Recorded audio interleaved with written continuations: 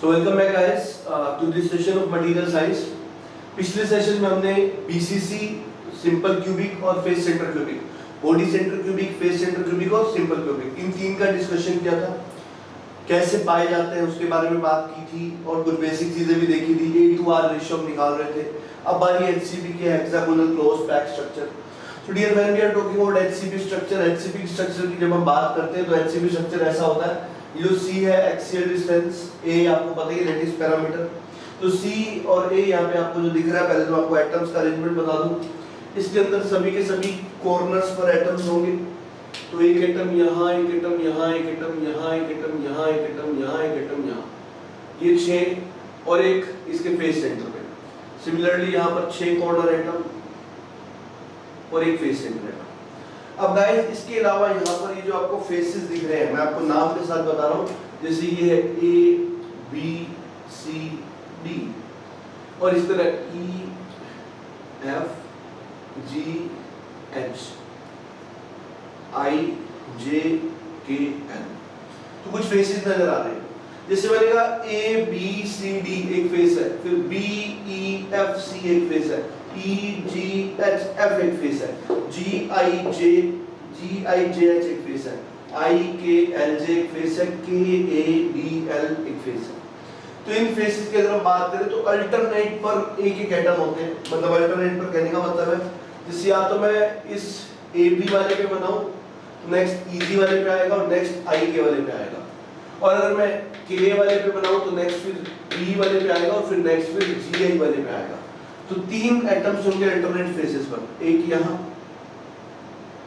है ना, अब यहाँ है तो यहाँ नहीं आएगा, फिर एक यहाँ, फिर यहाँ नहीं आएगा, एक यहाँ। बट गाइस जब इन एटम्स की बात होती है तो एक गलतफहमी है। जैसे अगर मैं अभी आपसे ही पूछ दूं जैसे मैंने ही बताया तो गलतफहमी आनी बनती है। जैसे मैंने अभी आपको बताया, अगर मैं आपसे पूछूं ये 3 एटम कैसे एटम है तो आप बोलोगे सर फेस सेंटर्ड है, क्योंकि मैंने क्या कहा अल्टरनेट फेसेस पे आते हैं। But guys it's not like that. वो सिर्फ अल्टरनेट फेसेस पे टच करते हैं, मतलब उनके सेंटर यहाँ फेस पे लाई नहीं करते। जैसे ये जो कॉर्नर एटम है इनके सेंटर कॉर्नर पे लाई करते हैं। एक बात बता दूं, एटम का सेंटर कहाँ लाई करता है वो बहुत इंपॉर्टेंट पॉइंट है, क्योंकि जहां सेंटर लाई करता है वही काउंट होते हैं। जैसे अगर इस फेस पर जिस एटम का सेंटर है तो इस फेस पर वही एटम काउंट होंगे, जिनका सेंटर नहीं है वो काउंट नहीं होंगे। फॉर एग्जांपल अगर मैं इस फेस की बात करूं तो 1 2 3 4 5 6 के सेंटर जो है ना वो इस कॉर्नर पॉइंट्स के ऊपर है, और जो फेस सेंटर एटम है इसका सेंटर भी इस फेस के सेंटर पे है।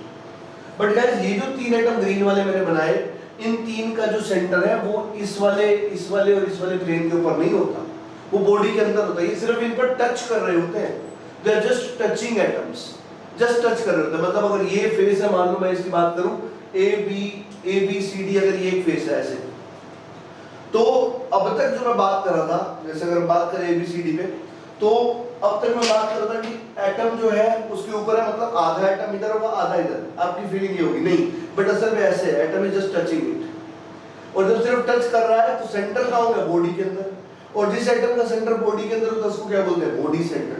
सो गाइस ये जो तीनों एटम है ना वो बॉडी सेंटर्ड एटम है, पहली बात मैं आपको बताऊं। एंड गाइस फिर दिक्कत कहाँ आती है, गलतफहमी क्यों होती है, वो क्योंकि हमें ऐसा बताया जाता है अल्टरनेट फेस पे, वो अल्टरनेट फेस पे टच कर रहे हैं।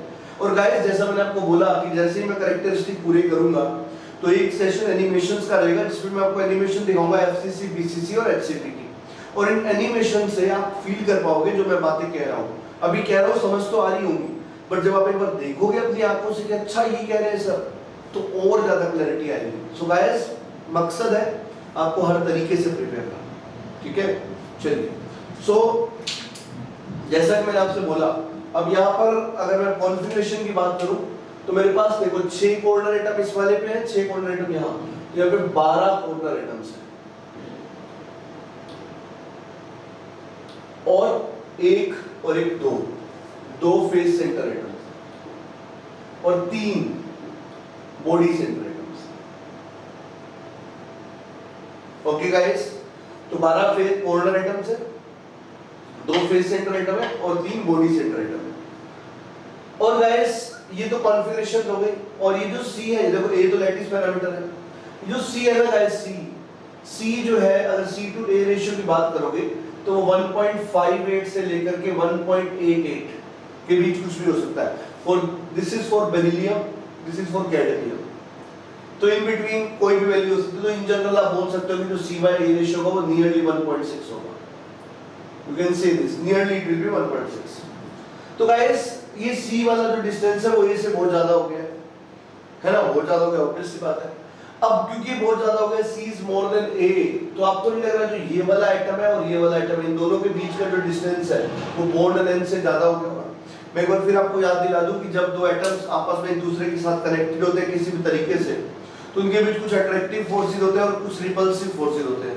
अट्रैक्टिव फोर्सेस जो होते हैं वो होते हैं अपोजिट चार्जेस की वजह से, रिपल्सिव फोर्सेस होते हैं सेम चार्जेस की वजह से। और अगर अट्रैक्टिव फोर्सेस रिपल्सिव फोर्सेस की बात करूं, जब दो चीजें एक दूसरे से दूर जाती हैं तो अट्रैक्टिव फोर्स बढ़ते हैं, जब दो चीजें एक दूसरे के पास आती हैं तो रिपल्सिव फोर्सेस बढ़ते हैं।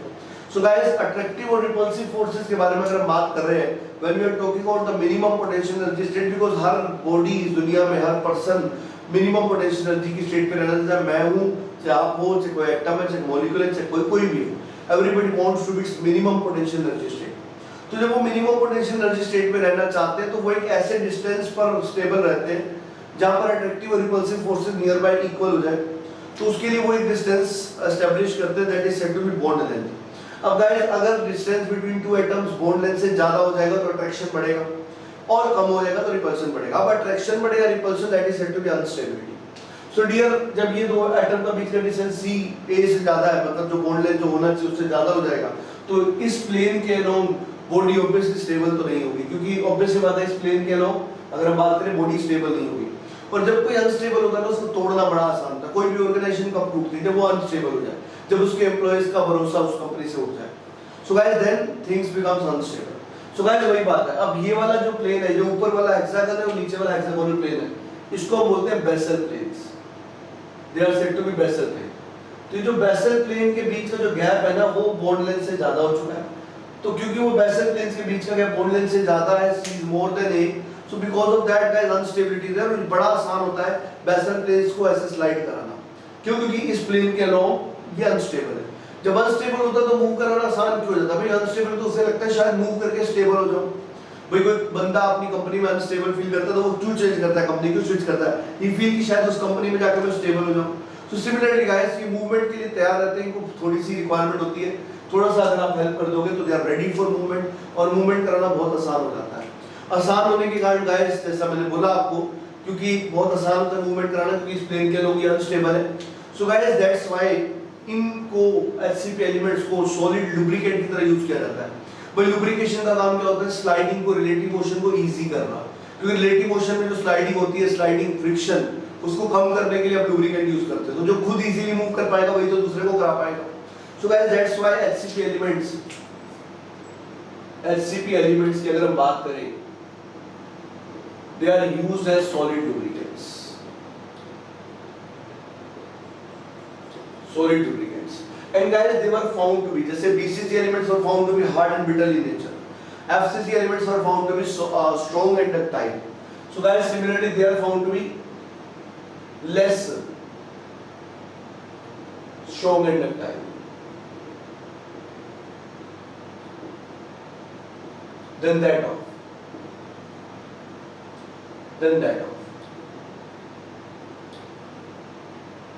FCC element. मतलब इनके कैरेक्टरिस्टिक्स है तो FCC जैसे, पर उनसे थोड़े कम। FCC जैसे है, BCC जैसे नहीं है, पर उनसे थोड़े कम। मतलब FCC वाले ज्यादा डक्टाइल होंगे और ज्यादा स्ट्रॉन्ग होंगे, किससे? HCP से। So they are used as solid lubricants. Okay guys? Yes, they are used as solid lubricants. Machine design में solid lubricants की एप्लीकेशन भी आपको देखने को मिलेगी। So guys ये HCP एलिमेंट्स की मैं बात कर रहा था, और ऑब्वियसली जो डिस्टेंसेस मैंने आपको बताई, ये डिस्टेंसेस कैसे निकलेंगे? एक्स-रे डिफ्रैक्शन एक्सपेरिमेंट, क्योंकि वही तो तरीका है ये पता लगाने का कि क्रिस्टल स्ट्रक्चर है कैसा। और HCP में डियर ये सिंपल हेक्सागोनल A की तरह का स्ट्रक्चर बनता है, आपको ये भी मैं पहले ही बता चुका हूं।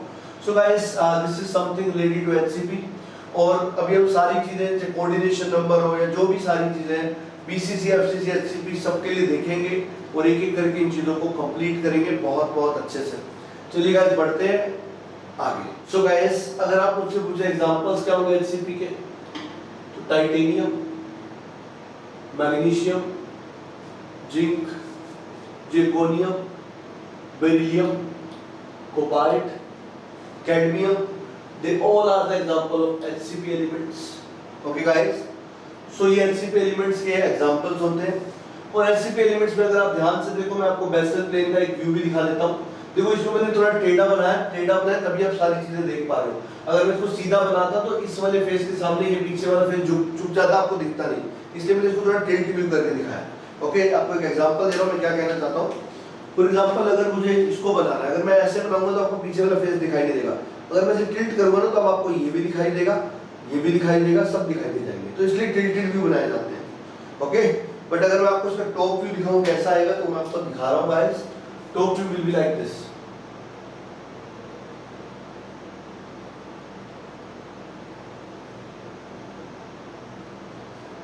ये है, और इस पे एक तो फेस सेंटर आइटम है, ऑब्वियस सी बात है, और इंचियो कॉर्नर पे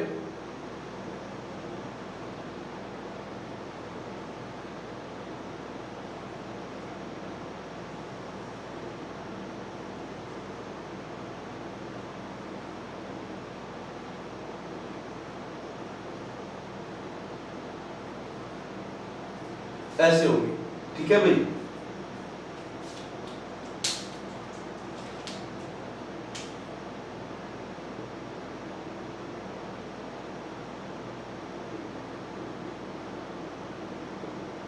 दिस। सो गाइस अगर आप ध्यान से देखोगे तो यहाँ पर ये जो बनेगा ना, ये 6 इक्विलैटरल ट्रायंगल बनते हैं।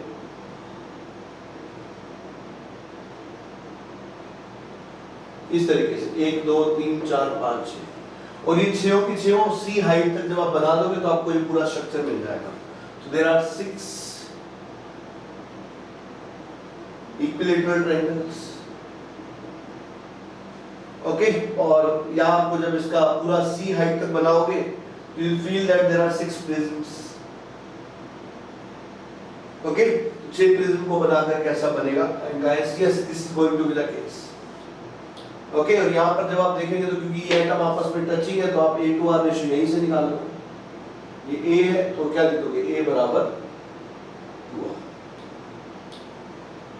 गाइस तो हम A to R रेशियो जब निकालते हैं तो A to R रेशियो की अगर हम एप्लीकेशन की बात करें, अगर क्रिस्टल स्ट्रक्चर, गाइस आप जानते हो, पहले तो मैंने आपको एक प्रॉपर्टी एक्सप्लेन की थी, allotropy. What is allotropy?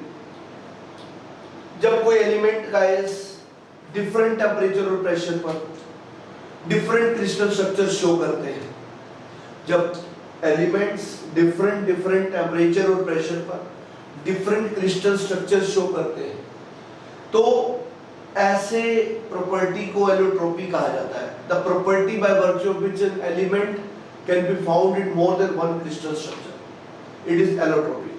So iron ऐसा है, इसलिए उसको एलोट्रोपिक आयरन बोलते हैं।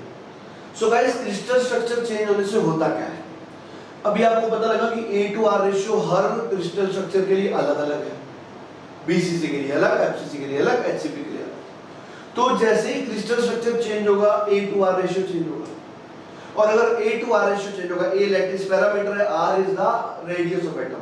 A to R ratio change होने का मतलब डोंट यू फील जो चीजें चेंज होंगी they will result in an change of density, obviously guys.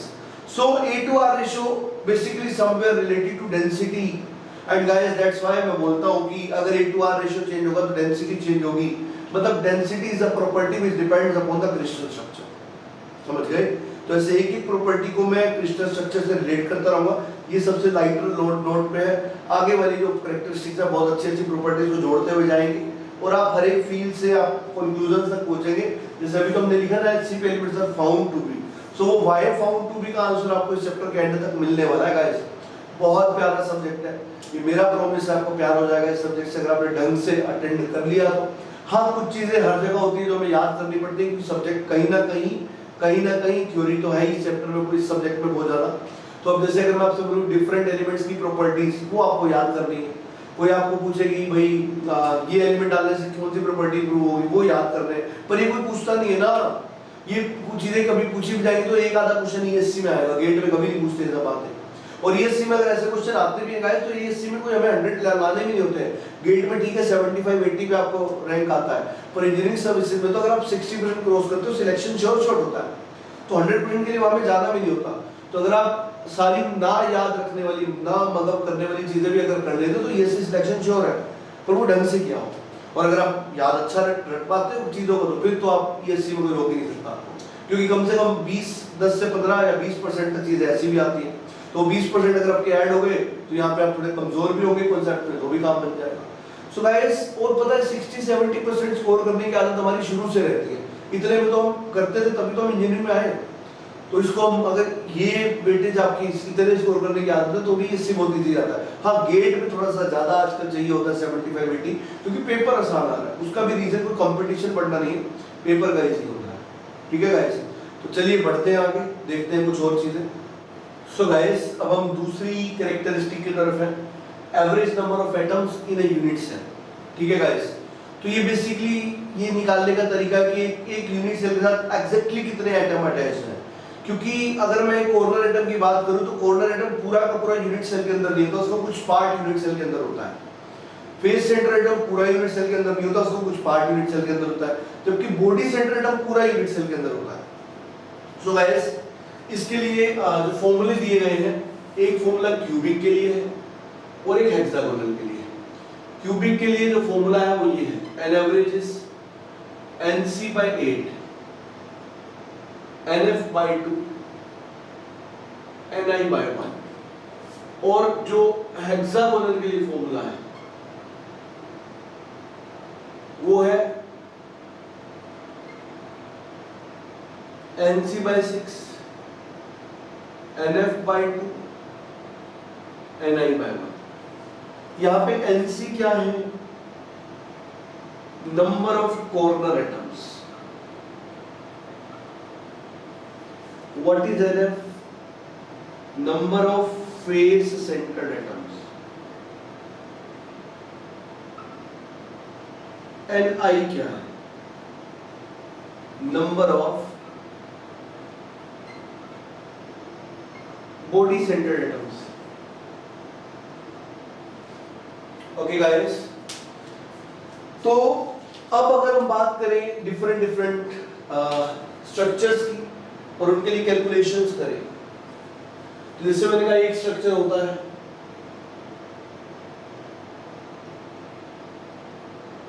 Simple cubic.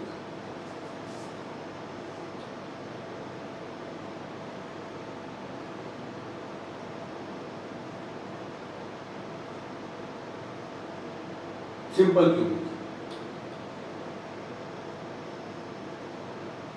Simple cubic वो स्ट्रक्चर है जिसमें 8 कॉर्नर एटम्स होते हैं।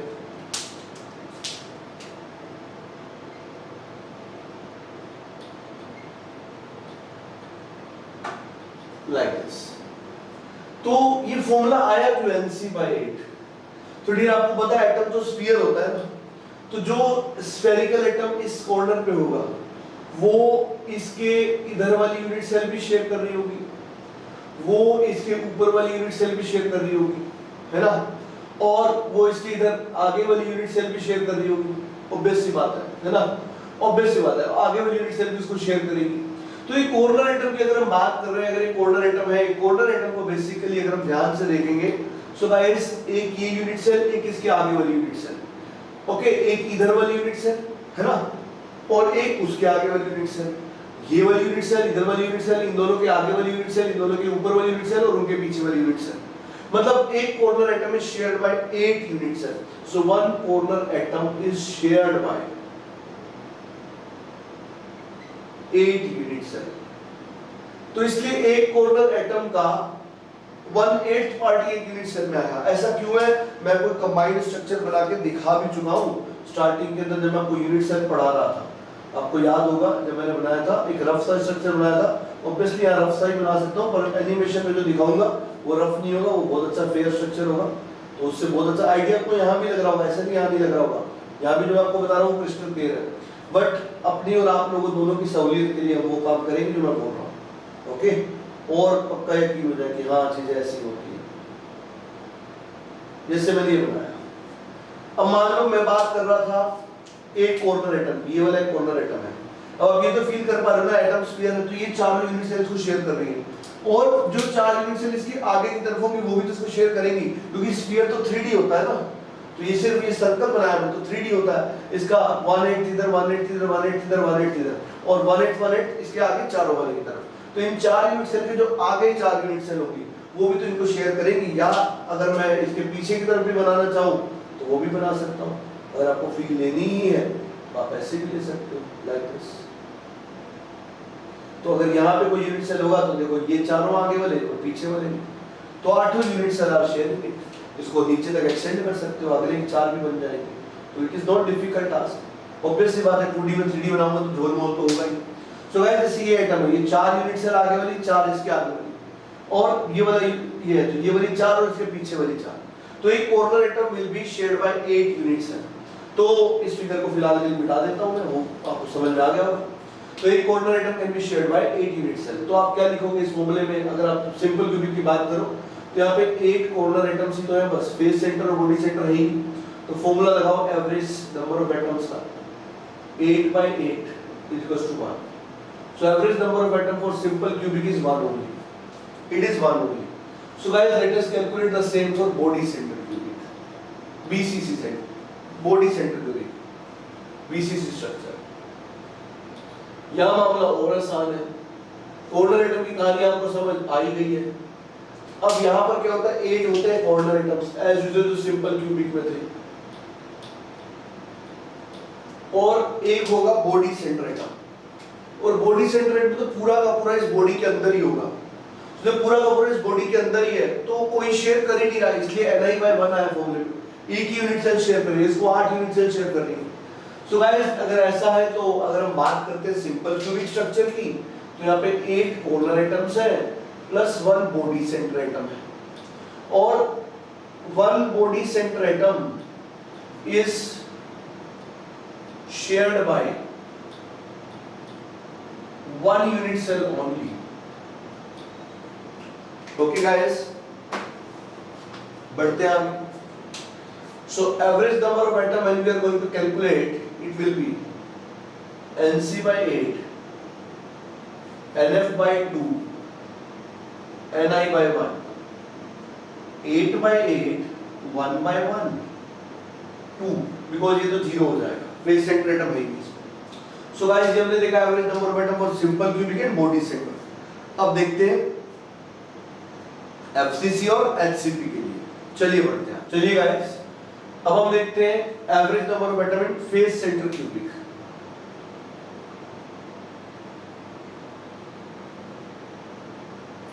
फेस सेंटर क्यूबिक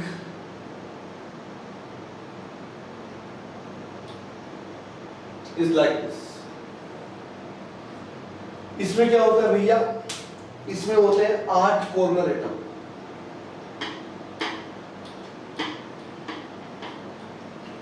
और साथ में हर फेस पर एक एटम, फेस सेंटर,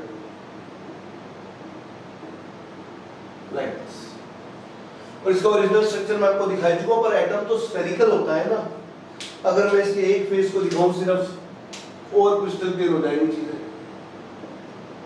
ABC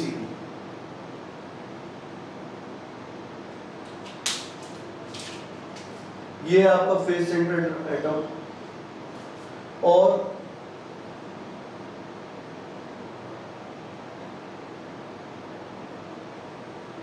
ये है कॉर्नर एटम्स। सो डियर, अगर आप यहां पे देख पा रहे हो 4 कॉर्नर एटम और एक फेस सेंटर एटम, तो ये जो फेस सेंटर एटम है असली में तो स्फीयर है। मैंने सर्कल बनाया क्योंकि 2D में बना रहा हूं, तो स्फीयर होगा तो ऐसे होगा बाहर की तरफ, और ऐसे होगा अंदर की तरफ। तो अंदर वाला पार्ट इस यूनिट सेल का, बाहर वाला पार्ट अगली यूनिट सेल का जो इसके बाहर की तरफ होगा। क्योंकि 3 डायमेंशन में ऐसे है ना यूनिट सेल, तो तीनों क्रिस्टलोग्राफिक एक्सिस में फैली हुई है।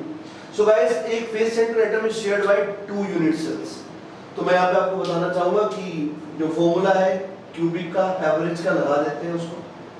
आपको पता है नंबर ऑफ कॉर्नर एटम्स 8 है, यहाँ पर बॉडी सेंटर 0 है, फेस सेंटर 6 है। So it will be 8/8 plus 6/2. Average number of atoms are 4. The same thing if we see for HCP structure, hexagonal close pack. तो अभी बनाया ही था hexagonal तो भाई, तो जैसा मैंने कहा tilted view दिखाते हैं। tilted view दिखाना हमारी मजबूरी है, नहीं तो सारे फेस दिखा नहीं पाऊंगा। ओके, ये आप क्यों देख पा रहे हो?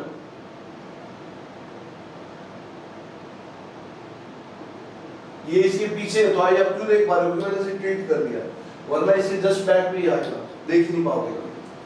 तो एलसीपी स्ट्रक्चर है, और एलसीपी स्ट्रक्चर में जो नंबर ऑफ एटम्स का रोल होता है वो 1 2 3 4 5 6, 1 2 3 4 5 6।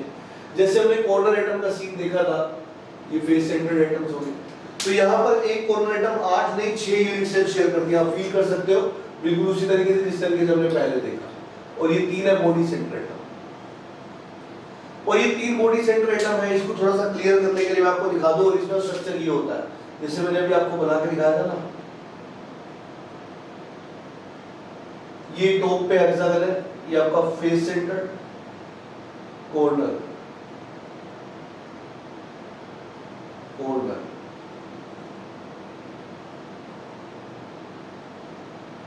Like this. तो जैसे ही ऊपर बेसल प्लेन है, वैसा ही एक बेसल प्लेन नीचे होगा, है ना, अगर टिल्टेड भी ना दिखाएं हम तो।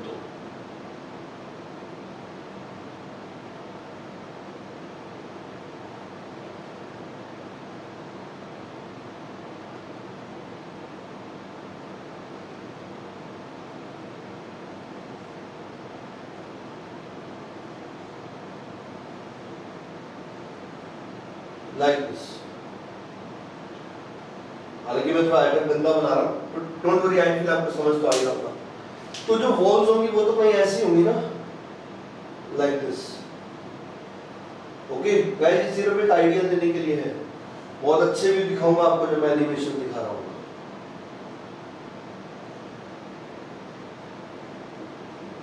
Like this. तो जो आप बनाओगे body center atom, body center atom just touch कर रहे होंगे like this, they will not be having centres, they will just touching. समझ रहे हो? जैसे ये आइटम यहाँ से बाहर जा रहा है ना, क्यों? क्योंकि सेंटर यहाँ पर है, इनका सेंटर यहाँ है, बाहर नहीं जा रही है, अंदर ही है तीनों के तीनों। और ये जब मैं इसको आपको एनिमेशन वाला दिखाऊंगा तो और चीजें क्लियर होंगी। ये तो जस्ट एक रफ व्यू है। सो गाइस, यहाँ पर कॉर्नर एटम कितने? 6 ऊपर 6 नीचे 12, और एक एटम में शेयर पर 6 यूनिट सेल। बिल्कुल जैसे मैंने क्यूब पे आपको दिखाया, अब वैसे फील कर सकते हो। Guys, face center atom is shared by 2 unit cells, sorry, तो face number of face center atoms are 2 and number of body center atoms are 3। तो जैसे ही आप निकालोगे an average, you will be having 12/2 plus 2/2 plus 3/1, it is 6 plus 1, not 2/6, sorry, face center is shared by 6 unit cells, तो 2 plus 1 plus 3, average number of atoms are 6। So guys, average number of atom यहां पर आ गए 6। BCC में कितने हैं? 2, FCC में कितने हैं? 4। तो आपको दिखा दूं, अगर सिंपल क्यूबिक के लिए एवरेज नंबर ऑफ एटम्स थे 2, बीसीसी के लिए ये थे 4, एफसीसी के लिए, बीसीसी के लिए 2, सिंपल क्यूबिक के लिए 1, सॉरी गाइस, एफसीसी के लिए 4 और एचसीपी के लिए 6। अब प्रश्न ये, इतना टाइम खराब कर क्यों रहे हैं भाई? क्यों पढ़ रहे हैं फालतू चीजें? फालतू नहीं है भाई, ये बहुत काम किया है भाई। अगर किसी यूनिट सेल के एवरेज नंबर ऑफ एटम्स ज्यादा है, एवरेज नंबर ऑफ एटम ज्यादा है मतलब बॉन्ड ज्यादा है। एंड गाइस, केमिस्ट्री का साधारण सा प्रिंसिपल कहता है कि अगर हमें कोई बॉन्ड तोड़ना है तो हमें एनर्जी देनी पड़ती है, और जब हम कोई बॉन्ड बनाते हैं तो एनर्जी रिलीज होती है।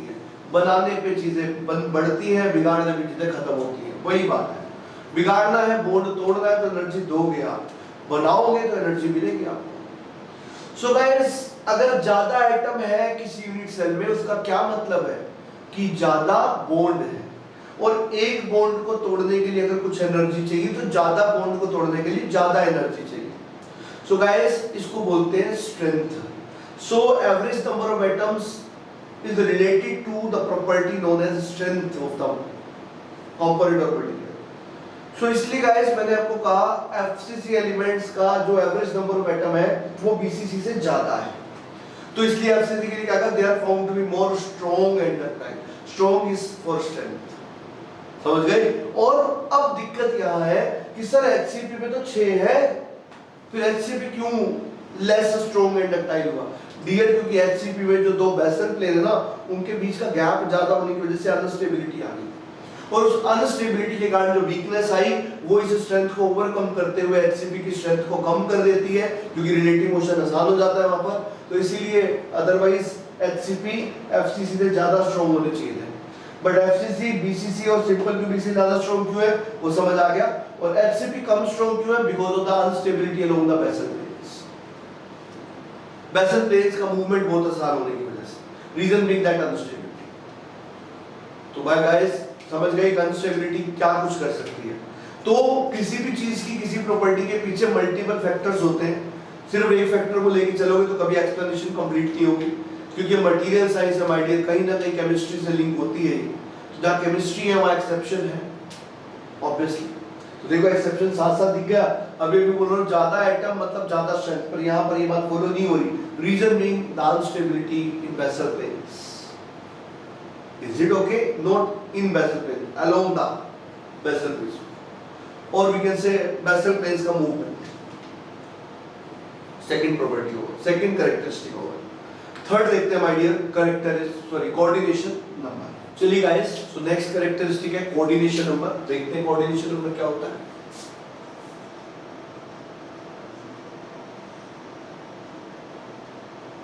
Coordination number, so guys coordination number को वैसे डिफाइन करते हैं, it is the number of equidistant atoms, number of equidistant atoms, equidistant neighboring atom for a considered atom। एक एटम जो अंडर कंसीडरेशन है उसके नियर बाय उसके टचिंग जितने भी एटम्स हैं, that number is said to be coordination number। so guys coordination number हम क्यों निकालते हैं? अगर इसकी हम बात करें तो guys जैसा मैंने आपसे बोला, एक एटम से बाकी एटम बॉन्ड लेंथ की डिस्टेंस पे होते हैं। जैसे आप कोई बाहर से एक्सटर्नल फोर्स लगाओगे और उस एक्सटर्नल फोर्स के कारण एक एटम अगर थोड़ा दूर जाएगा तो अपने एटम नियर बाय एटम से थोड़ा दूर जाएगा, तो मतलब उनके बीच अट्रैक्शन बढ़ जाएगा। अट्रैक्शन बढ़ेगा तो वो सारे एटम्स उसको मिलके खींचेंगे। जब वो सारे एटम्स उसको मिलके खींचेंगे तो ऑब्वियसली बात है there will be an attractive force between that atom and other atoms. But guys जब हम बाहर से फोर्स लगाते हैं तो वो इतना ज्यादा होता है कि वो अदर एटम्स का जो अट्रैक्टिव फोर्स है वो कुछ काम कर नहीं पाता। पर जैसे ही आप एक्सटर्नल फोर्स को रिमूव करते हो तो वो जो 8 एटम्स है, 10 एटम जो भी उसके नियर बाय होंगे, वो जिस फोर्सेस को खींच रहे होंगे उसके कारण एटम अपनी पुरानी पोजीशन में वापस आ जाएगा। सो गाइस पुरानी पोजीशन में वापस आना मतलब जैसे आपको कभी कोई बीमारी, फीवर, कोल्ड, ये जो भी होता है, कुछ समय में चीजें नॉर्मल होती हैं, अगर आप दवाई नहीं भी लोगे तो भी कोल्ड कुछ समय में ठीक हो जाता है। क्यों? Because the immune system of the body, उस समय बॉडी अपने आप को रिकवर कर लेती है। तो coordination number is like a recovery mode, है ना। तो वो क्या करता है, कोऑर्डिनेशन नंबर जैसे एक्सटर्नल फोर्स रिमूव होगा वो बॉडी को पुरानी स्टेट में वापस ले आता है। शायद इसी प्रॉपर्टी को आप इलास्टिसिटी भी बोलते हो, है ना। That property said to be elasticity, regaining the shape and size after removal of load. और गाइस डिफॉर्मेशन होना ही नहीं, ये कब होता है? डिफॉर्मेशन हो ही नहीं, ये कब होगा? जब उन एटम्स का फोर्स इतना ज्यादा हो जाए कि वो एक्सटर्नल फोर्स से इतना ज्यादा हो कि वो होने ही नहीं दे, मतलब जब बॉडी रिजिड होगी तो डिफॉर्मेशन होगी। So guys, rigid body will be a case where neighboring atoms forces are so much large that even external forces are unable to deform the body। मतलब अब तक क्या हो रहा था, डिफॉर्म होने के बाद वो एटम वापस खींच रहे थे, अब क्या हो रहा है कि वो होने नहीं दे रहे। इसको मैं एक छोटी सी स्टोरी से समझाता हूँ हमेशा। आई डोंट नो कि शायद आप लोग पहले अगर मुझसे कोई भी सब्जेक्ट पढ़े तो आपने स्टोरी सुनी होगी। मेरे ख्याल जैसे आपने गेट का पेपर दिया और गेट का पेपर देके आपका बहुत अच्छा स्कोर आ गया, आपको पता है कुछ फॉरेन यूनिवर्सिटीज भी गेट के बेस पे एडमिशन उठाती है। तो आपने सोचा कि चलो एक काम करते हैं, फॉरेन जाएंगे, सिंगापुर जाते हैं, मजे के मजे हो जाएंगे, पढ़ाई की पढ़ाई हो जाएगी। सिंगापुर यूनिवर्सिटी जो है वो एडमिशन उठाती है गेट के बेस पर। ऑब्वियसली आपको पता है बाहर की अच्छी यूनिवर्सिटीज की वैल्यू थोड़ी सी ज्यादा होगी, तो आप वहां चले जाते हैं। हम जब भी गाइस कहीं बाहर जाते हैं ना अपने घर से बाहर, तो पहला काम हम दोस्त बनाने का करते हैं, क्योंकि हमें पता होता है अगर कोई कंडीशन आई तो सबसे पहले यहाँ का पास वाला बंदा काम आएगा। हो सकता है घर तक बात पहुंचने में बहुत समय लग जाए। इवन अगर आप बीटेक अपने नियर बाय रीजन से कर रहे हो तो ठीक है, जनरली जैसे आप अपने घर पे हो पर बीटेक के लिए आपको बाहर जाना पड़ रहा, अगर आप किसी सिटी में जा रहे हो 200-300 किलोमीटर या 100 किलोमीटर भी दूर है, तो भी आप पहला काम यही करते हो, क्योंकि वो अनजान सिटी में सबसे पहले वहां का रहने वाला या वहां पे जो आपके साथ है वही पहले काम आ सकता है।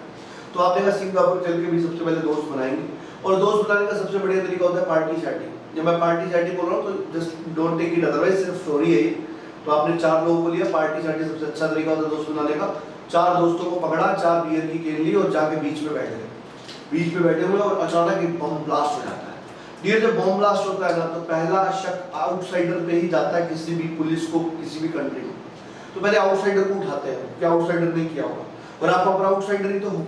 तो आप गए तो सबसे पहले पुलिस आएगी आपको उठाने, आप बीच में बैठे हुए, पुलिस आती है आपको उठाने, और पुलिस बोलती है चलो भाई। और आपके दोस्त जो होते हैं, जो अभी भी बने हैं, बियर पी खिला रहे थे आप उनको, तो अभी वो जानते हैं कि आप इनोसेंट है, वो कोशिश करेंगे डिफेंड करने की कि भाई नहीं ये तो हमारे साथ है। बट पुलिस ऐसे मौके पर सुनती नहीं है किसी की बात, वो आपको उठा के ले जाएगी। और गाइस उस समय आपसे फोन भी ले लिया जाएगा तक आप किसी को कॉल ना कर पाओ। अब गाइस अब फोन ले लिया तो आपके घर वाले नहीं जानते आप मुसीबत में हो, ना आप उनको बता पाए। सिर्फ वो 4 नए दोस्त जो अभी बने वो जानते हैं कि आप मुसीबत में हो। तो अब वो जानते हैं कि आप इनोसेंट हो, तो वो आपको बचाने की कोशिशें करेंगे। कोई आपके घर पे इन्फॉर्म करके, कोई आपके लिए फाइनेंशियल अगर कुछ जुगाड़ कर पाएगा तो, कोई अगर पॉलिटिकल जुगाड़ से आपको छुड़ा पाएगा तो, या कोई आपको कोशिश करेगा इनोसेंट प्रूव करने की, लॉयर करने की। तो ये सारी कोशिशें वो चारों लोग करेंगे। बट गाइस ऐसे केस में पुलिस बात बाद में करती है, पिटाई पहले तो 3rd डिग्री टॉर्चर आपके साथ चल रहा होगा, 2 दिन की कड़ी सुताई के बाद ये प्रूव होता है कि आप इनोसेंट हो, आपके दोस्तों ने प्रूव कर दिया कि ही इज इनोसेंट। बट 2 दिन की कड़ी सुताई आपको कुछ फिजिकल और कुछ मेंटल घाव दे जाएंगे। 2 दिन बाद आपको रिलीव कर दिया जाता है, पर आपके पास कुछ फिजिकल और कुछ मेंटल घाव है। बट गाइस अब दुखी हो आप, क्योंकि आपने कुछ किया नहीं, बिना मतलब कि आपको सजा मिली। तो फिजिकल घाव तो कुछ समय में भर ही जाते हो, मेंटल घावों को भरने में थोड़ा समय लगता है, पर वक्त है हर घाव को भर देता है।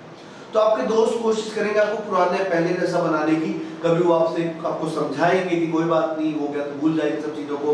कभी वो आपको पार्टी शार्टी में ले जाएंगे, कभी मूवी दिखाने ले जाएंगे, कभी लाफ्टर शो दिखाएंगे, और कोशिश करेंगे कि बहुत जल्दी आप अपनी नॉर्मल रूटीन लाइफ में आ जाओ, और शायद कुछ दिनों में आप नॉर्मल लाइफ में आ भी जाओ।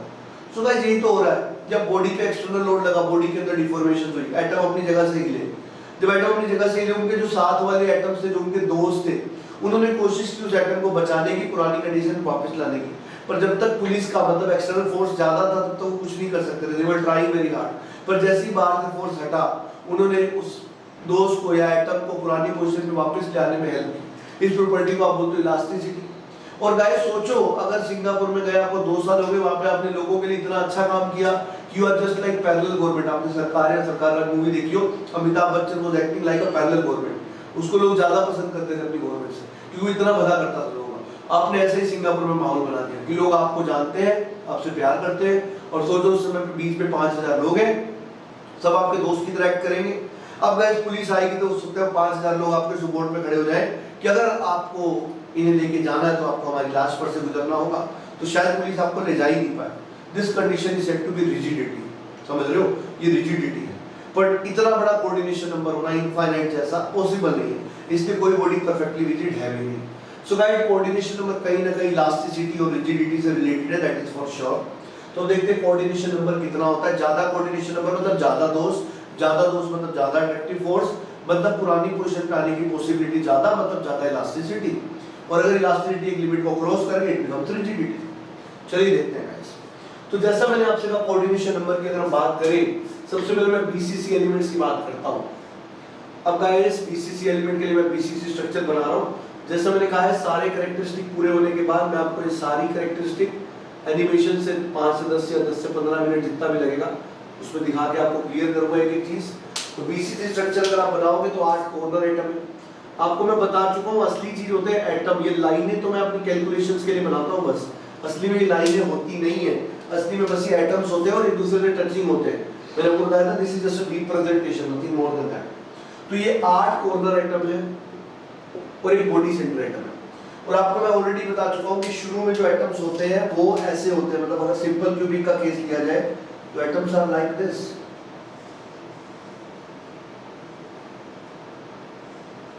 दे are like this. But guys जैसे ही बॉडी सेंटर एटम बीच में आएगा तो ये चारों एटम एक दूसरे से दूर जाने लगते हैं। ऑब्वियसली दूर चले जाएंगे क्योंकि बीच वाला एटम इनको दूर कर देगा। अब बीच वाला दिखा नहीं सकता क्योंकि वो बॉडी सेंटर है। ओके, वो यहाँ पर इनको सिर्फ टच ही कर रहा होगा, टच ही कर रहा होगा। असली में उसका center body center. So dear, body center atom की वजह से दूर चले जाएंगे। तो जो बॉडी सेंटर वाला एटम है, दैट एटम, ये एटम तो इन चारों के कांटेक्ट में भी है, मतलब ए बी सी डी वाले कांटेक्ट में भी है, ई एफ जी एच वालों के कांटेक्ट में भी है। तो बॉडी सेंटर एटम जो है वो ए बी सी डी और ई एफ जी एच वाले 8 कॉर्नर वाले एटम के कांटेक्ट में है। तो गाइस जब आपसे मैं पूछूं रेड वाले एटम कितने एटम के कांटेक्ट में, आप बोलोगे 8। तो coordination number for BCC element is 8। Okay, for BCC element coordination number is 8। अब आपके माइंड में डाउट आ सकता है, सर आपने यही एटम क्यों उठाया, कॉर्नर एटम क्यों नहीं उठाया? मैंने कहा गाइस, कॉर्नर या बॉडी सेंटर आपके मन का वहम है। असली में तो स्पेस में एटम इस तरीके से फैले हुए हैं कि उनको अगर मैं एक यूनिट से रिप्रेजेंट करूं तो ऐसा है, और यही unit infinite time X Y और जेड एक्सिस में रिपीट हो रही है, तो पूरा बीसीसी स्ट्रक्चर और क्रिस्टल स्ट्रक्चर बन रहा है। गाइस लाइनें हमने बनाई है ना, ये लाइनें हमने यहाँ से बनानी शुरू की, इसलिए आपको लगा कि ये वाला एटम बॉडी सेंटर है और बाकी सारे कॉर्नर एटम। गाइस हो सकता है अगर मैं लाइनें यहाँ से बनानी शुरू करता और इस तरीके से बनानी शुरू करता तो यहाँ पर मुझे कॉर्नर एटम मिलते चले जाते, जिनको अभी आप बॉडी सेंटर बोल रहे हो वो कॉर्नर बन जाते, और जिनको आप कॉर्नर बोल रहे हो वो बॉडी सेंटर बन जाता। मतलब गाइस किसी भी एटम को आप चूज करोगे वो किसी एक यूनिट सेल का बॉडी सेंटर भी हो सकता है, किसी एक यूनिट सेल का कॉर्नर भी हो सकता है, क्योंकि लाइनें बनाई है आपने। अब आप लाइनें जहां से शुरू करोगे उसके हिसाब से एटम आपको फील होगा।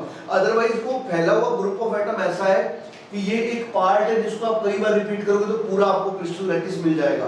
तो this is just a small part which can be repeated in 3 dimension for infinite times to get a good crystal lattice. Okay, तो this is just a small part. Otherwise जैसा मैंने कहा ये body center atoms हैं, और body center atoms corner atom भी हो सकते थे अगर आपने लाइनें यहाँ से बनाई होती। तो गाइस एटम्स तो 3D में सिर्फ एज एटम्स ही फैले हुए हैं। अब आप अपनी कैलकुलेशन के लिए लाइनें बनाते हो, अब वो लाइनें आप किस एटम से किस एटम की तरफ स्टार्ट कर रहे हो उसके हिसाब से कोई एटम बॉडी सेंटर बनेगा, कोई कॉर्नर रहेगा। Otherwise those all atoms have the same coordination number. आप किसी भी एटम को उठाओगे वो 8 ही है।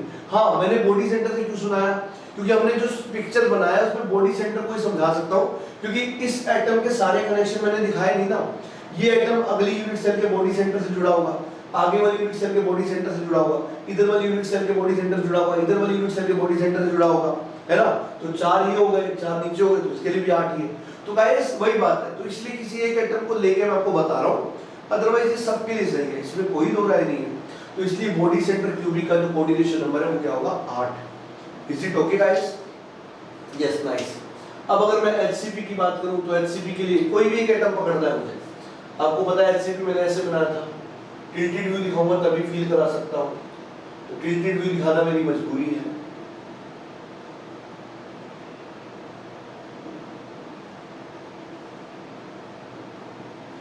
So guys 6 corner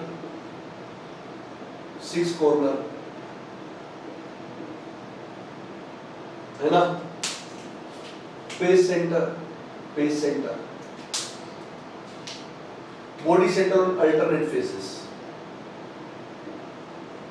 so guys अब अगर आप इसका स्ट्रक्चर ध्यान से देखोगे तो ये वाला जो एटम है ये 1 2 3 4 5 6 एटम से कनेक्टेड है। ऑब्वियसली एटम इन वाले से कनेक्ट होगा क्योंकि बीच में 3 आ गए, तो ये एटम इन 3 से भी कनेक्ट होगा, ये 6 और ये 3, और ऐसा ही 3 ऊपर भी तो होगा, तो 6 + 3 + 3। तो जब आप एक एचसीपी एटम के लिए आप देखोगे तो जो आपका कोऑर्डिनेशन नंबर आएगा वो आएगा 6 + 3 + 3, it is going to be 12। क्योंकि ये बेसल प्लेन दूसरे बेसल प्लेन के कॉन्टेक्ट में तो होगा नहीं, ये 3 एटम बीच में आएंगे, फिर 3 एटम बीच में आएंगे, फिर अगला बेसल प्लेन होगा, तो 3 + 3 + 6 it is going to be 12। एक बार फिर बोल रहा हूं, ये एटम फेस सेंटर बना क्योंकि मैंने लाइनें ऐसे ड्रॉ करनी शुरू की। मैं लाइनें यहाँ से शुरू करता तो एक कॉर्नर भी हो सकता था, और लाइनें इन 3 से बनानी शुरू करता है, 3 में तो ट्रायंगल ही बना रहे हैं, तो ऐसे ही अगर मैं इनको जोड़ता चला जाऊंगा तो यहाँ हेक्सागन बन सकता है, और ये वाले 3 एटम यहाँ पे फील कर सकते हैं कि ऐसे वो 3 एटम होंगे जो यहाँ बॉडी सेंटर है। तो वो आपकी लाइनों पे डिपेंड करता है कि कौन सा एटम आपको कहाँ दिख रहा है। Otherwise her atom same number of atom से कनेक्टेड है, यूनिफॉर्मिटी है, तभी तो क्रिस्टल स्ट्रक्चर है। बट गाइस हम एक यूनिट सेल को जब रिप्रेजेंट करते हैं तो पूरे क्रिस्टल लैटिस को नहीं दिखा रहे ना, पूरे क्रिस्टल लैटिस को दिखाऊंगा तो आप किसी भी एटम को उठाओगे तो आपको एक जैसा ही लगेगा, पर क्योंकि आप यूनिट सेल को उठा रहे हो जिसके रिपीटेशन से क्रिस्टल लैटिस बनता है, तो एक यूनिट सेल में आप हर एटम के सारे एडजेसेंट एटम को दिखा नहीं पा रहे। जैसे इस एटम में आप इसके इधर वाले, राइट वाले, ऊपर वाले, नीचे वाले और पीछे वाले एटम्स को नहीं दिखा पा रहे। अगर दिखा पाते तो क्लियर पिक्चर आपको दिख जाता। तो एक यूनिट सेल में हम हर एटम के सारे कनेक्टेड एटम नहीं दिखा पाते, तो इसमें हमने बॉडी सेंटर के सारे कनेक्टेड दिखाए इसलिए बॉडी सेंटर को चूज किया। इसमें फेस सेंटर के सारे कनेक्टेड एटम दिखाए इसलिए फेस सेंटर को चूज किया। तो गाइस एटम वही चूज होता है जिसके सारे कनेक्टेड एटम को मैं एक यूनिट सेल में दिखा पाऊं। फेस सेंटर लूंगा तो मैं किसी भी एटम के सारे कनेक्टेड एटम्स को नहीं दिखा पाऊंगा, इसलिए फेस सेंटर के लिए मुझे डिफरेंट व्यू सिलेक्ट करना पड़ेगा जहां मुझे एक से ज्यादा यूनिट सेल लेनी पड़ जाएंगी। समझ पा रहे हो? That is the case I wanted to tell you guys, hope you guys are getting it. But yes, जैसा मैंने कहा एनिमेशन से चीजें और क्लियर होंगी। अभी मैंने आपको बीसीसी के लिए बताया, फिर मैंने आपको एफसीपी के लिए बताया, अब हम सिंपल क्यूबिक और एफसीसी के लिए देखेंगे, और कोऑर्डिनेशन नंबर की रिक्वायरमेंट मैंने बताई दी।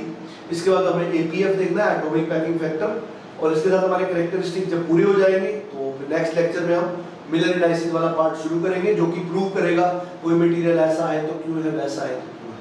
चलिए गाइस पढ़ते हैं। सो गाइस अब हम कोऑर्डिनेशन नंबर एफसीसी के लिए देखने जा रहे हैं। एफसीसी के लिए देखना थोड़ा सा मुश्किल है, क्योंकि एक यूनिट सेल को बना के मैं सारे के सारे कोई भी एक ऐसा एटम नहीं दिखा सकता जो सारे के सारे कनेक्टेड एटम्स के साथ हो। ओके, तो इसलिए we need to go in different manner.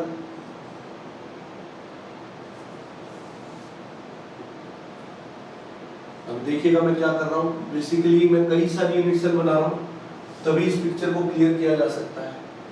अभी दिखने में आपको एक यूनिट सेल दिख रही है, but I am dividing it into parts. अब देखो यहाँ पे मैंने इसको दो पार्ट्स में डिवाइड कर दिया। ओके, और फिर मैं इसको और पार्ट्स में डिवाइड कर रहा हूँ, like this.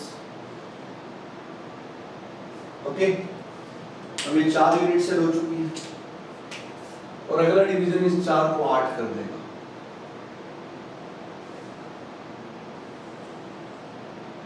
If I connect it now, they are a total of 8 unit cells. Okay guys, तो आपको पता ही है एफसी अगर सारी एफसीसी यूनिट सेल और 8 यूनिट सेल है, तो अब अगर मैं कोई एक एटम दिखाऊं जो अपने सारे कनेक्टेड एटम से कनेक्टेड होगा, वो होगा ये वाला कॉर्नर एटम। क्योंकि अगर मैं यहाँ वाला कॉर्नर बनाऊंगा तो इधर वाली यूनिट सेल नहीं है, यहाँ कॉर्नर बनाऊंगा तो इधर वाली यूनिट सेल नहीं है, यहाँ फेस सेंटर बनाऊंगा तो ऊपर वाली यूनिट सेल नहीं है, यहाँ फेस सेंटर बनाऊंगा तो आगे वाली यूनिट सेल नहीं है। तो ये एटम वो एटम है जो सभी से कनेक्टेड होगा। या फिर मैं अगर यहाँ का फेस सेंटर लेता हूँ तो भी सारी चीजें दिखा सकता हूँ, पर it is the easiest way to understand. किसी भी एटम को देखोगे, अगर वो सारे कनेक्टेड एटम आप दिखा रहे हो तो कोऑर्डिनेशन नंबर सेम ही आएगा। सो गाइस अगर आप इसको देख रहे हो तो आप जानते हो ये एटम 3 प्लेन्स के अंदर दिखा सकता हूँ आपको। एक तो ब्लू वाला प्लेन आपको दिख रहा होगा, ब्लू वाला plane is like this. On blue one plane this is the corner atom, और ये 4 फेसेस हैं। फेस सेंटर पे, हर फेस सेंटर में एक एटम होता है, तो गाइस ये वाला atom in face centred atom से तो कनेक्टेड होगा ही, आप जानते ही हो ये बात। तो कितने कनेक्शन होंगे इस एटम पे? 4। इस प्लेन में 4 होंगे। अब गाइस रेड वाला प्लेन देखो, रेड वाला प्लेन देखोगे तो रेड वाला प्लेन ऐसे है,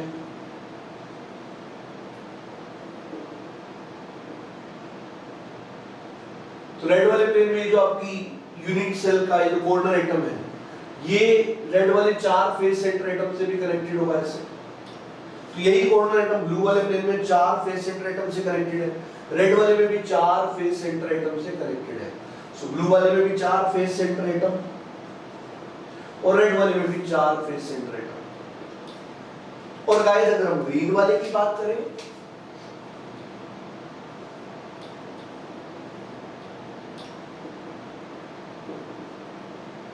तो ये corner atom will be connected with 4 face center atom obviously. तो गाइस 4 फेस सेंटर एटम यहाँ, 4 फेस सेंटर एटम यहाँ, 4 फेस सेंटर एटम यहाँ, बस यही एटम से जिनसे कनेक्टेड होगा। ऑब्वियसली बात है कॉर्नर से तो कनेक्ट नहीं होगा, क्योंकि फेस सेंटर एटम जब आते हैं तो कॉर्नर से जुदा कर देते हैं। ये भी आपको बता चुका हूँ। सिंपल क्यूबिक में तो केस वो कितनी बार बता चुका हूँ। सिंपल क्यूबिक में केस ऐसे होता है, जैसे फेस सेंटर के बीच में आया, इनको जुदा कर देगा एक दूसरे से। अब ये सब सिर्फ फेस सेंटर से कनेक्टेड है, आपस में कनेक्टेड नहीं है। तो आप किसी भी एक एटम को लोगे, देखोगे तो उसका कोऑर्डिनेशन नंबर आएगा 4 4 4, मतलब 4 + 4 + 4, and you will say coordination number is 12. Simple cubic guys अगर आप देखना चाहते हो तो मैं आपको ऑलरेडी दिखा चुका हूं इनडायरेक्टली। तो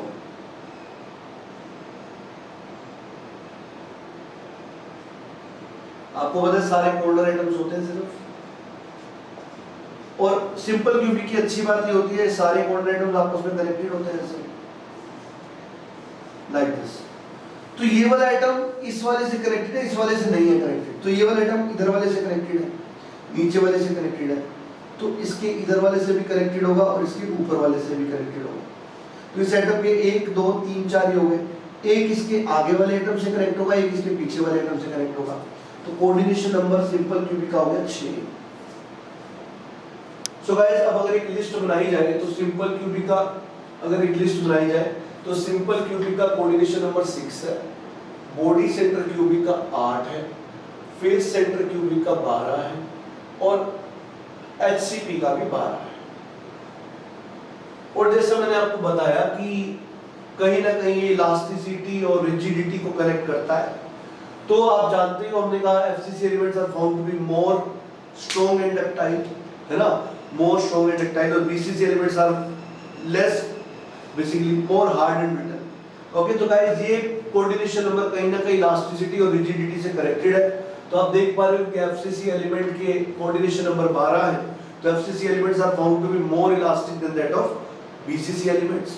और अगर आप बात एचसीपी एलिमेंट्स की करोगे तो गाइस एचसीपी एलिमेंट्स का भी 12 ही है, पर मैंने कहा ना वो अनस्टेबिलिटी वाला पॉइंट एचसीपी एलिमेंट को एफसीसी और बीसीसी तक पहुंचने नहीं देता, दैट्स व्हाई। ओके, और जैसा मैंने कहा कोई भी एक प्रॉपर्टी के लिए एक फैक्टर नहीं होता, कई सारे फैक्टर होते हैं, तो जब कोई फैक्टर डोमिनेट कर जाता है कभी दूसरा फैक्टर डोमिनेट कर जाता है, डोमिनेसी के हिसाब से प्रॉपर्टी डिपेंड करती है।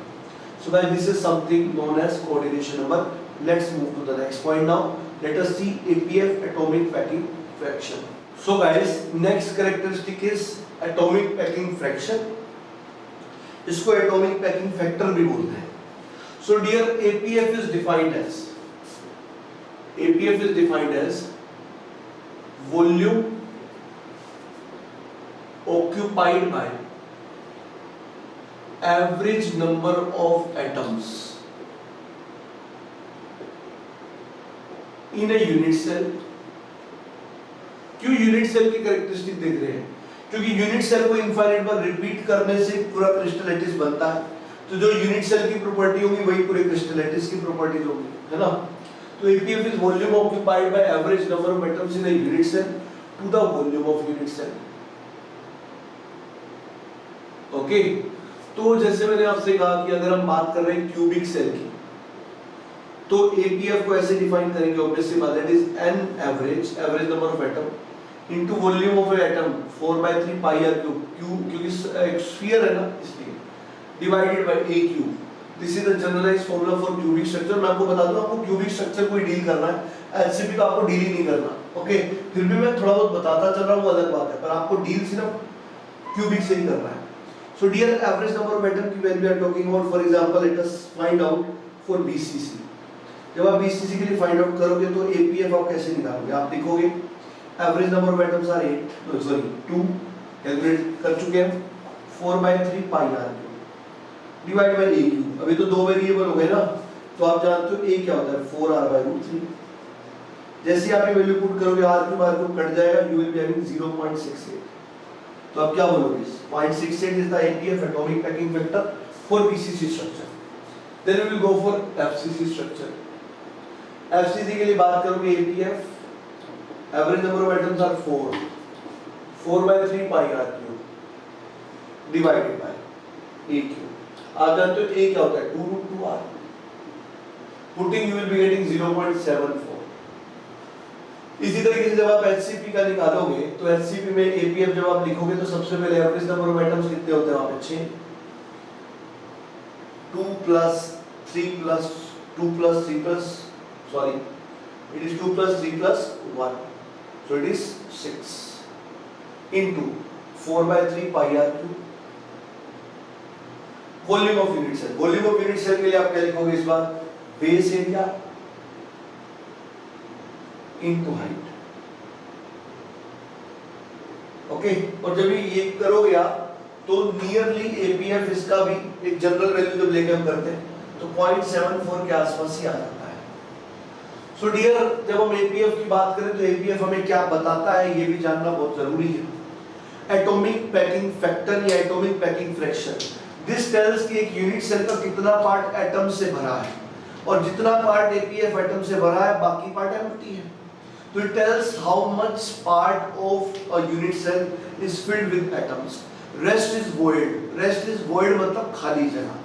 सो गाइस, अब इससे पता क्या चला, भाई दो घर हैं, एक घर में 3 कमरे, एक घर में 4 कमरे हैं, दोनों में रहने वाले लोग 6 ही हैं, तो 4 कमरे वाला और 3 कमरे वाला 2 घर है, ऑब्वियस सी बात है हर रूम का एरिया सेम है, मतलब दोनों घर में 4 रूम वाले घर का एरिया ज्यादा होगा। ओके, या फिर हम ये मान लेते हैं 2 घर है बिल्कुल एक जैसे 3-3 रूम वाले, पर एक में 6 लोग रहते हैं, एक में 4 लोग रहते हैं।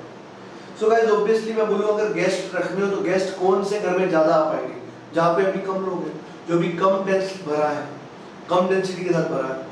सो गाइस जब आप एलोइंग एलिमेंट डालोगे तो ऑब्वियसली बात है बीसीसी में 68% एटम्स है, 32% वॉइड है, वॉइड मतलब खाली स्पेस, और एफसीसी के लिए 74% भरा है, 26% वॉइड है, एचसीपी के लिए भी 74% भरा है, 26% वॉइड है। सो वॉइड मतलब खाली स्पेस, और खाली स्पेस में तो एलोइंग एलिमेंट आएंगे, तो एलोइंग एलिमेंट का इफेक्ट कहाँ ज्यादा होगा, बीसीसी एलिमेंट्स में। क्यों? बीसीसी एलिमेंट में खाली जगह ज्यादा है। तो पहली चीज effect of allowing element is the property which depends upon APF, first thing. Second thing guys, आप जानते हो जब भी मटेरियल के अंदर क्रैक जनरेट होता है, वो क्रैक प्रोपेगेट कहाँ होगा, एटम्स के थ्रू, मटेरियल के थ्रू। जहाँ मटेरियल ही नहीं है वहां क्या, वहां से तो बहुत जल्दी से निकलेगा क्रैक। आप ऐसे समझो एक बाउंड्री है हमारे देश की किसी दूसरे कंट्री के, जैसे पाकिस्तान, चाइना, जिसके साथ, तो हमारा अगर कभी वॉर होता है तो जो हमारे सैनिक है वो दूसरे वाले सैनिकों से लड़ रहे हैं, अब मान लो हम जीतते हुए आगे बढ़ते हुए जा रहे हैं। सो गाइस जहाँ पे ज्यादा सैनिक होंगे वहां में ज्यादा समय लगेगा ऑब्वियसली वाला क्रॉस करने में, जहाँ कम सैनिक होंगे वहां कम समय लगेगा, और किसी जगह अगर सैनिक है ही नहीं तो हम एकदम से इंस्टेंटली क्रॉस कर जाएंगे उस रीजन को। सो गाइस अगर कहीं एटम ज्यादा है तो जब क्रैक प्रोपेगेट होगा it will take more time, अगर मटेरियल कम है, एटम कम है, तो क्रैक को प्रोपेगेट होने में कम समय लगेगा। वॉइड ज्यादा तो वॉइड में तो इंस्टेंटली क्रैक प्रोपेगेट करेगा, क्योंकि वॉइड मतलब देयर इज नो रेजिस्टेंस, मतलब कोई सैनिक नहीं है, मतलब कोई रेजिस्टेंस नहीं है, बिना लड़ाई लड़े हम आगे निकल जाएंगे। सैनिक है तो लड़ाई लड़नी पड़ेगी उनसे जीत के, ज्यादा सैनिक है तो ज्यादा लड़ाई लड़नी पड़ेगी, उनसे जीत के फिर हम जाएंगे। सो गाइस कहने का मतलब ये है एपीएफ ज्यादा मतलब क्रैक प्रोपेगेशन में लगने वाला टाइम ज्यादा, एपीएफ कम मतलब क्रैक प्रोपेगेशन में लगने वाला समय कम। और आप सोम में पढ़ चुके हो, मैंने आपको बहुत डिटेल में 3.5 घंटे सेस्टेन डायग्राम पढ़ाया था, अगर आपको याद हो तो 3.5 आवर सेस्टेन डायग्राम कोई नहीं पढ़ाता है कहीं पर भी, और एक बार आप वो लेक्चर्स देख लेंगे तो आपकी आंखें खुल जाएंगी कि सोम होती क्या है, समझ गए। तो वो मैंने आपको बताया था, मेजॉरिटी ऑफ आपने देखा भी है, पढ़े ही हो आप लोग, तो जब आप देखेंगे तो आपको आइडिया लगेगा सोम क्या है, basically how wonderful that subject is. तो यहाँ पर अगर मैं बात करूँ तो आप जानते हो डक्टाइल मटेरियल्स में स्ट्रेन सॉफ्टनिंग रीजन होता है, जिसको हम नेकिंग रीजन भी बोलते हैं, और वो रीजन काफी अच्छा खासा था माइल्ड स्टील के लिए, बहुत छोटा सा था मीडियम हाई कार्बन और कास्ट आयरन के लिए, मीडियम हाई कार्बन स्टील और कास्ट आयरन के लिए। क्यों?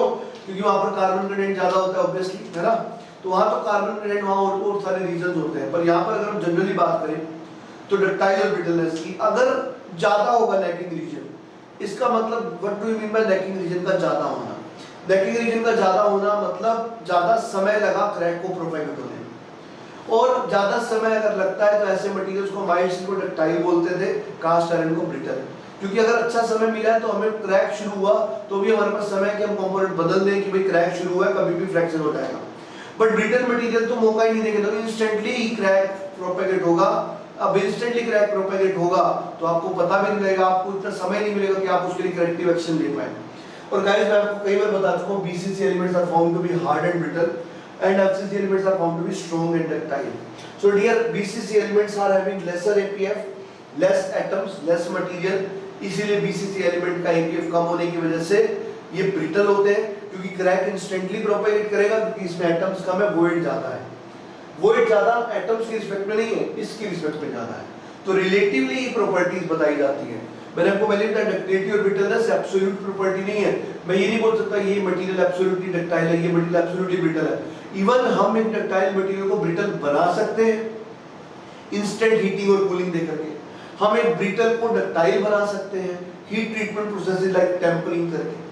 सो डियर, डक्टिलिटी और ब्रिटलनेस ऐसी प्रॉपर्टीज है जो इंड्यूस की जा सकती है और रिलेटिव है एक दूसरे के, मतलब मैं दो चीजों को कंपेयर करते हुए बोल सकता हूँ कि ये डक्टाइल है, brittle, otherwise there is no absolute thing. Okay, दो चीजों को कंपेयर करता हूँ, बोलता हूँ ये डक्टाइल है, ये ब्रिटल, क्यों? रिलेटिवली, या ये रिलेटिवली ज्यादा डक्टाइल है, ये लेस डक्टाइल, ज्यादा ductile less brittle, less ductile more brittle. It is similar to आप पूरे दिन में अगर 100 बातें करते हो तो 100 में से कुछ लोग 40 बार झूठ बोलते हैं, कुछ लोग 60 बार, जो 40 बार झूठ बोलते हैं और जो 60 बार झूठ बोलते हैं कंपेयर करोगे तो 60 वाले ज्यादा झूठे हैं, वही बात है, देयर इज नो एब्सोल्यूट, क्योंकि 100 में से 100 बात ना आप सच बोलते हो ना कोई सच बोलता, 100 में से 100 बात ना कोई झूठ बोलता। सत्यवादी हरिश्चंद्र का एग्जांपल छोड़ दो, अदरवाइज सभी लोग कुछ सच कुछ झूठ का कॉम्बिनेशन लेके चलते हैं।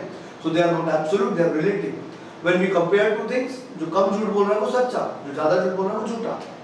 इसी तरीके से guys BCC elements are relatively brittle than that of FCC elements. FCC elements are relatively ductile. अब प्रश्न ये उठता है जब FCC और HCP का सेम है APF, तो ये दोनों तो एक जैसे डक्टाइल होने चाहिए। जैसा मैंने कहा एक प्रॉपर्टी को इससे ज्यादा पैरामीटर अफेक्ट करते हैं, तो अभी मैं उस पैरामीटर पे आया नहीं हूं, जब उस पैरामीटर पे आऊंगा मिलर इंडाइसेस पढ़ाने के बाद फिर आपको मैं बताऊंगा कि क्यों HCP लेस डक्टाइल होते हैं, लेस स्ट्रॉन्ग क्यों होते हैं, बेसल प्लेन वाला रीजन बता दिया, पर लेस डक्टाइल क्यों होते हैं FCC से, ये आपको पता लगेगा इस चैप्टर के एंड तक, समझ गए। तो BCC ज्यादा ब्रिटल क्यों है, क्योंकि BCC का APF कम है। APF का मतलब वॉइड ज्यादा क्रैक इंस्टेंटली प्रोपेगेट करेगा, समय कम लगेगा, it is going to be brittle. ये डक्टाइल ज्यादा क्यों है, ये डक्टाइल कम क्यों है, इसका भी डिस्कशन बाकी है, ये चैप्टर के एंड में होगा, उससे पहले नहीं हो सकता किसी भी तरीके से। हाँ, ये FCC ज्यादा डक्टाइल है BCC से, क्यों, क्योंकि इनका APF ज्यादा है, तो ज्यादा समय लगेगा क्रैक प्रोपेगेशन में। सो guys this was something about APF। अब बस एलोट्रोपी को एक बार मैं फिर से डिफाइन करके कैरेक्टरिस्टिक पार्ट को खत्म कर रहा हूँ, फिर हम नेक्स्ट लेक्चर में देखेंगे कुछ और बढ़िया चीजें related to some volume density calculations and surface density calculation and linear density calculation, और उन कैलकुलेशंस के कंप्लीशन पर ही आपको पता लग जाएगा कि इन दोनों में लेस और मोर डक्टाइल क्यों है। तो ठीक है, चलिए बढ़ते हैं। So guys next is simple cubic. When we are going to calculate for simple cubic, A is equals to 2R, you know that। तो क्या हो जाएगा APF, it is going to be 1 atom into 4/3 pi r cube upon 2r cube, it will come out about 0.52। okay, so simple cubic का APF होता है 0.52। And guys allotropy में पहले भी आपको डिफाइन कर चुका हूं, एक बार फिर बता रहा हूं, it is also a characteristic. जब एक atom when an element shows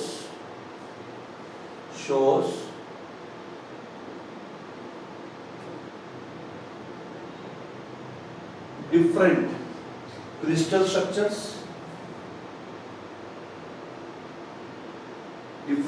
structures at different temperature and pressure, this property is said to be allotropic. That's why iron is said to be allotropic iron. So guys, crystal structure change होने से होता क्या है? If crystal structure changes, A to R ratio changes, which results in change of density. Average number of atom changes, which result in change of strength. Coordination number changes, which result in change in elasticity and rigidity. At the same time, dear, APF changes, because of its ductility, brittleness and effect of alloying element.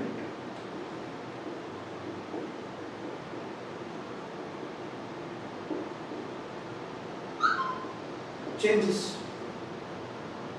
Guys, एक और property होती है, characteristic होता है, इसको बोलते हैं stacking sequence. आप नोट्स देखेंगे तो आपको दिखेगा, पर इसका डिस्कशन मैं करता हूं क्रिस्टल डिफेक्ट्स के बाद। क्रिस्टल डिफेक्ट्स में जो आखिरी डिफेक्ट होगा वो स्टैकिंग फॉल्ट होगा, उससे मैं बताऊंगा स्टैकिंग सीक्वेंस क्या होता है। So guys, with this characteristics are over, now we are moving towards next part which is density calculation. इसमें वॉल्यूम डेंसिटी, सरफेस डेंसिटी और लीनियर डेंसिटी, ये तीन कैलकुलेशंस करेंगे और इसके साथ ये चैप्टर हो जाएगा खत्म। इसमें मिलर इंडाइसेस भी हम पढ़ेंगे, बहुत डिटेल में देखना है। क्यूबिक हमारे सिलेबस में है, हेक्सागोनल नहीं, तो क्यूबिक का ही डिस्कशन होगा, मिलर इंडाइसेस का। तो गाइस, इसके साथ एक चैप्टर जब कंप्लीट होगा फिर हम डिफेक्ट्स की तरफ बढ़ेंगे। Then we go for strengthening mechanism, after strengthening mechanism we go for phase diagram, then for iron carbon और heat treatment, and this way we are going to move further. Okay guys, so मिलते हैं next session में, चलिए बढ़ते आगे।